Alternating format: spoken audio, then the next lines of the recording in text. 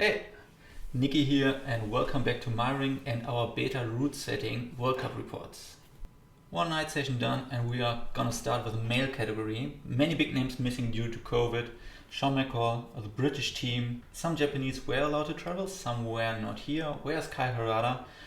What did Tomo do on the weekend? I know that he got a new haircut. Where was Jongwon and who else was missing? The qualies and semis were pretty difficult but great set, but they were really hard, so we were missing big names like Jakob even in the semifinals, and in the finals we were missing Alex Megos or Jan Hoyer.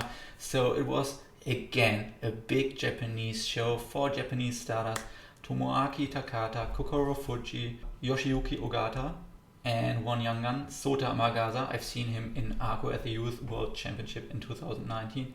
Awesome climber. They were joined by Nathaniel Colemann from the United States and of course Adam Ondra coming back to Meiringen. Will he do it again? So it seems we don't know how important the whole World Cup season is going to be, or whether it's just another preparation for the Olympic Games and no one cares.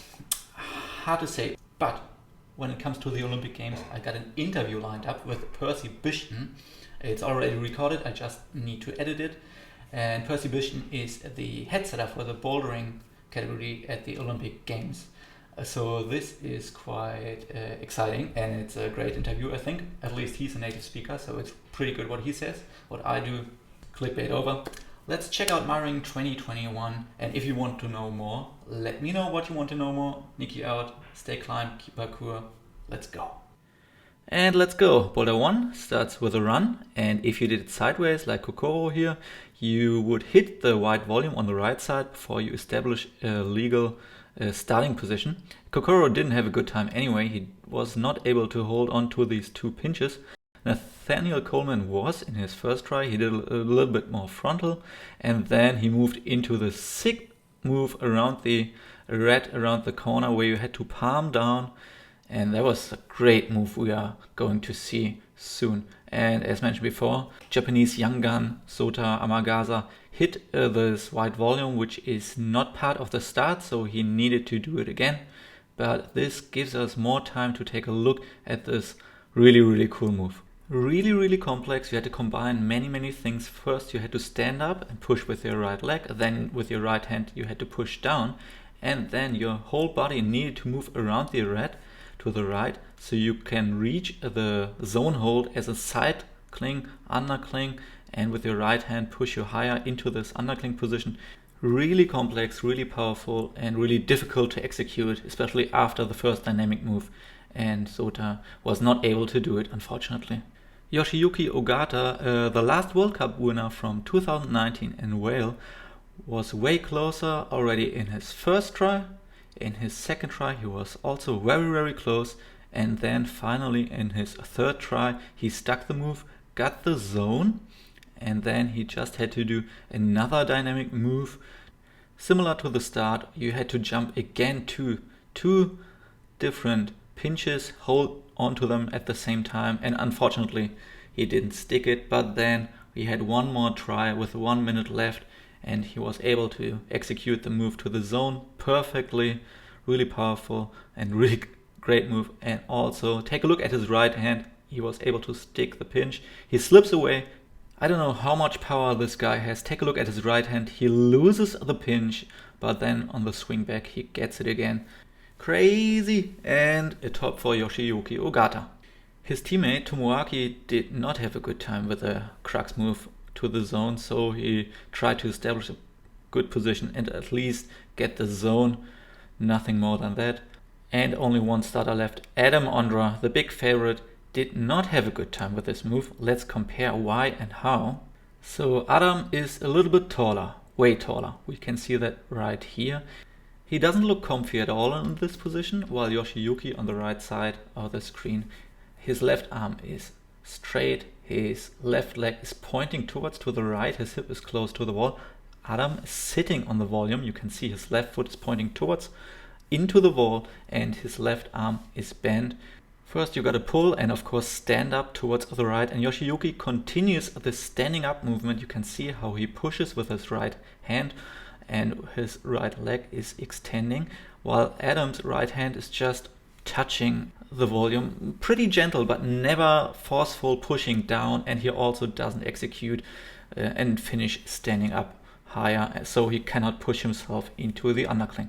Sohta looked really good in this move. He pushes down, but then he loses his right hand here, and that hurts a lot, and you are not able to do the move. Adam doesn't give up. He looks for different options. He finds a knee bar, which allows him to swap the left hand and flip the left hand, which you can see here. He reaches the volume. He has quite a big wingspan, but he does not reach and never controls the zone hold. So that leaves Yoshiyuki with one top, Tomoaki with one zone, and no one else with anything at all. I like boulder number 1. 3 moves, every move dynamic and risky and quite spectacular. But now I was waiting for a slow slab, but this slab started quick and fast again with a dynamic stand-up. Kokoro moved quite quick into the zone hold, which was a finger pocket, or like 2 monos in one hold. Yeah, you get it. But then the style changed. You needed to traverse to the left. These dual tags holds were only able to hold on the inside, like really flat and slopey volcanoes. Footholds were really slopey, really bad, and Kokoro wasn't able to do anything. Unfortunately, Nathaniel Colemann showed us how to not do the first move. If you had too much speed and stood up too far to the right, you were crossing the line too much, too far, and you were not able to hold on to the mono. This is the foothold. You can see that they used another screw on just to lift the screw on. Yoshiyuki has his left foot on right now, so it's a little bit better, but it's really, really bad. And you need to push and shift all your weight onto this, match your right hand somehow, and go into the push. No one was able to do that. Adam Ondra needed several tries to reach the zone, even though he has these new La Sportiva theories, which in theory should be the best comp shoe ever, apparently. But after a couple of tries, 2 minutes, he was able to do the first move. Oh yeah, he needed the left handhold. Oh, now you can see this huge jug. As mentioned before, I'd like to know how slabby this wall is. But after that, his shoes proved him right, and he's just a master when it comes to slab climbing. He climbed the Dawn Wall, he climbed many slabs on the World Cup circuit, and he moved his hip further to the right, was able to reach this push. The only one to climb boulder number 2. I'd love to try this boulder because it looks really tricky to solve it in a couple of minutes, but I think once you know how to shift your weight to the left and you feel the foothold, I think it's really interesting and great to climb. Everyone struggled exactly here except for Nathaniel Colemann. He struggled as well, but then take a look at his right hand and Adam's right hand. While Nathaniel uses his push, his right hand a little bit higher, Adam uses it as a Gaston and he reaches higher. Maybe he's the only one able to reach it statically, but nevertheless, I think this boulder was tested by smaller setters as well, and it should have been possible. What a difficult round so far, but great to watch. Every boulder was topped so far from different climbers, and now we moved on to boulder number 3. Kokoro wasn't able to send anything so far. I don't know. I think this is his second try, and we moved on to a steeper part of the wall. Cool start, then onto a 2-hand crimp. The next hold was a mean side pull. There was a little, like a really small foothold for his right foot, and then the swingling into toe catch. And I think this is, if I remember correctly, his flash or maybe second try. Congratulations, this boulder looked easier, but then suddenly Nathaniel had problems doing this move. Sohta also had problems doing this pogo into toe catch. This is the foothold they were standing on. Really mean, really bad.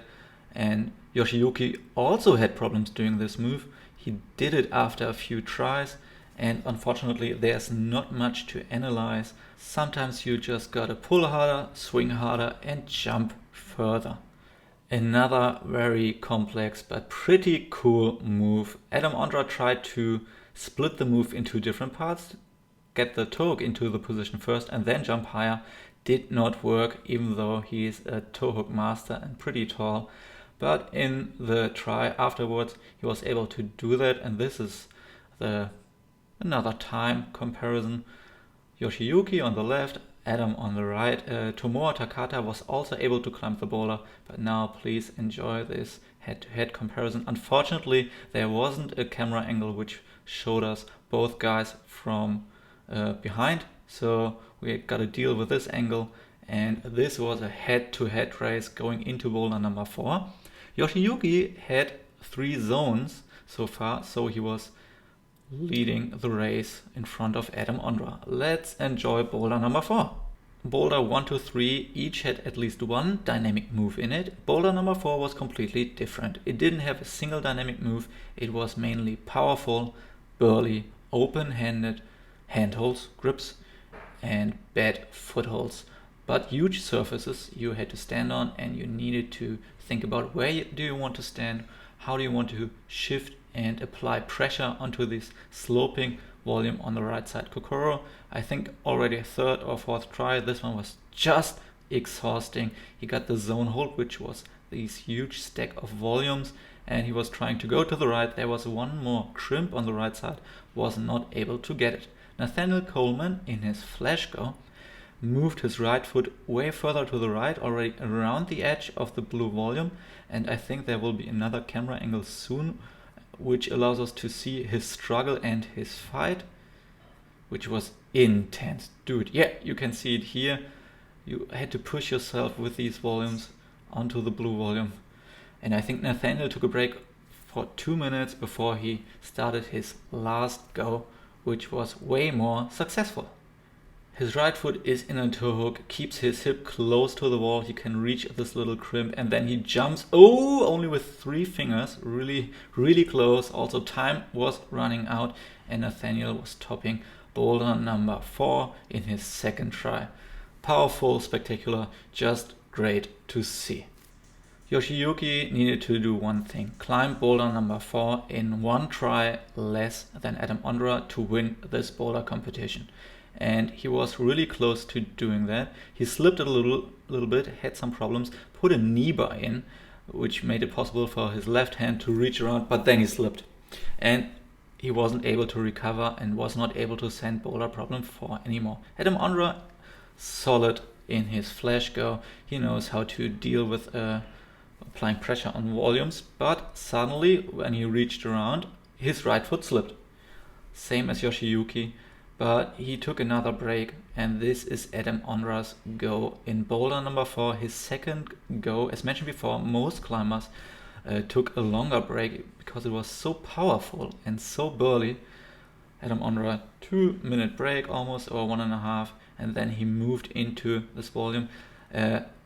Same position as before, stepping out with the left did not work, so he wrapped around his left arm and pulled really hard, couldn't reach the next hold, and then he used the knee bar to grab higher with his left hand, was able to reach out, and then only one more move. Nathaniel jumped from here. He didn't have the knee bar.